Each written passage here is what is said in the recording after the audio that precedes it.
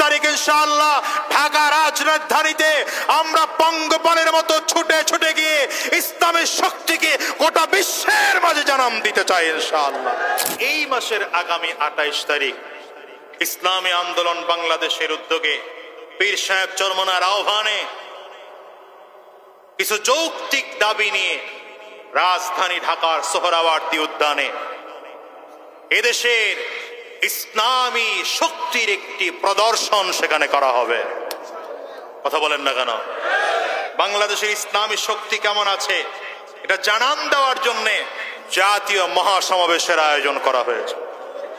এই সমাবেশে আপনারা যাবেন তো ইনশাআল্লাহ? দেখি কারা কারা যাবেন ইনশাআল্লাহ। আল্লাহ কবুল করো, আমিন বলেন, জোরে বলেন আমিন।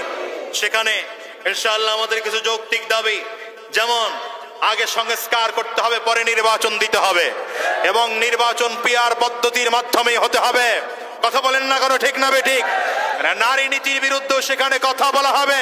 সুতরাং ইসলামের পক্ষে শক্তি জানান দেওয়ার জন্য আগামী 28 তারিখ ইনশাআল্লাহ ঢাকা রাজধানীতে আমরা পঙ্গপালের মতো ছুটে ছুটে গিয়ে ইসলামের শক্তিকে গোটা বিশ্বের মাঝে জানান দিতে চাই ইনশাআল্লাহ।